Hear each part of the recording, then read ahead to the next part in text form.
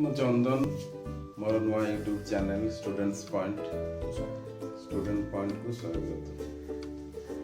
ଆଜିର ଟପିକ୍ ହେଉଛି ଯେ କି ଅନଲାଇନ୍ କ୍ଲାସ୍ ମାଧ୍ୟମରେ ପିଲାମାନଙ୍କୁ ଶିକ୍ଷା ଯୋଗାଇବା, ଯେଉଁଟାକି ଏବେ କରୋନା ଟାଇମ୍ରେ ଗଭର୍ଣ୍ଣମେଣ୍ଟ ଯେଉଁ ଗାଇଡ଼ଲାଇନ୍ ସବୁ ବାହାର କରିଛି ଯେ ଏ ଟାଇମ୍ରେ ସ୍କୁଲକୁ ପିଲାମାନେ ଆସିପାରୁନାହାନ୍ତି, ବହୁତ ଅସୁବିଧାର ସମ୍ମୁଖୀନ ହେଉଛନ୍ତି, ପାଠ ପଢ଼ାରେ ବହୁତ ବ୍ୟାଘାତ ହେଉଛି।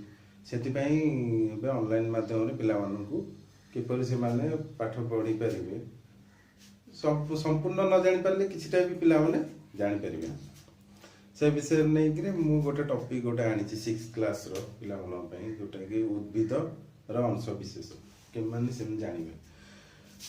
ଯେଉଁଟାକି ଜୀବ ଜଗତରେ ଉଦ୍ଭିଦର ଭୂମିକା ହେଉଛି ବହୁତ କିଛି ଅଛି। ଜୀବ ଜଗତ ଦୁଇ ଭାଗରେ ବିଭକ୍ତ କରାଯାଉଛି, ଗୋଟେ ହେଉଛି ପ୍ରାଣୀ ଜଗତ, ଗୋଟେ ଉଦ୍ଭିଦ ଜଗତ।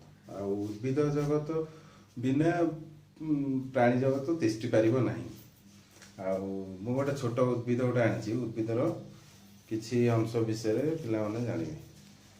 ଏଇଟା ଗୋଟେ ଛୋଟ ଉଦ୍ଭିଦ ଇଏ ଉଦ୍ଭିଦର ଏଇଟାକୁ କୁହାଯାଏ ଚେର, ଆଉ ଏଇଟା ତାର କାଣ୍ଡ, ଆଉ ଏ ତାର ପତ୍ର, ଆଉ ଫୁଲ ଏବେ ଛୋଟ ଛୋଟ ଆରମ୍ଭ ହେଇଛି, ଫୁଲ ଆଉ ଫଳ। ଯେଉଁଟାକି ଆର ଭୂମିକା ସବୁ କ'ଣ?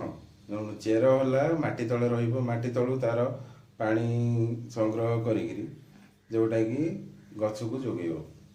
ତାପରେ କାଣ୍ଡର କାମ ହେଲା ପ୍ରାୟତଃ ରାସ୍ତା ଯେମିତି କୁହାଯାଏ, ଯେଉଁଟାକି ଟୋଟାଲ ଉଦ୍ଭିଦ ବଞ୍ଚିବାର ମେନ୍ ସୋର୍ସ ଯେଉଁଟା କାଣ୍ଡ, ତା ଦ୍ୱାରା ମାଟି ତଳୁ ସବୁ ଜିନିଷ ଖାଦ୍ୟ ପଦାର୍ଥ ଯାହା ପାଣି ହେଇକା ସେ ସବୁ କାଣ୍ଡ ଦେଇକିରି ଆସିବ। ତାପରେ ଏଇଟାକୁ କୁହାଯାଉଛି ପତ୍ର। ପତ୍ର ହେଉଛି ଗଛର ରୋଷେଇ ଶାଳ କହିବାକୁ ଗଲେ, ଯେଉଁଟାକି ଏଇଟା ତାର ମୁଖ୍ୟ, ତାର ଏଠି ପତ୍ରର ମାଧ୍ୟମରେ ତାର ସୂର୍ଯ୍ୟକିରଣ ଦ୍ୱାରା ଖାଦ୍ୟ ପ୍ରସ୍ତୁତ କରିକି ଗଛଟି ତାର ବଢ଼େ। ଆଉ ତାପରେ ହେଉଛି ଗଛରେ ଫୁଲ, ତାପର ଷ୍ଟେଜରେ ଫୁଲ ଆସିବ, ଫୁଲ ପରେ ପୁଣି ଗଛ ଫଳ, କିନ୍ତୁ ଏଥିରେ ତ ନାହିଁ। ମୁଁ ଗୋଟେ ଛୋଟଟା ଆଣିଛି, ଆଉ ଏତିକି ଦେଖେଇ ପାରୁଛି। ପିଲାମାନେ ଏତିକି ଜାଣନ୍ତୁ ଯେ ଉଦ୍ଭିଦର ଅଂଶ ବିଷୟରେ। ଗୋଟେ ଛୋଟ କ୍ଲାସ୍ ଥିଲା, ମୁଁ ଏତିକି କହିକି ଧନ୍ୟବାଦ।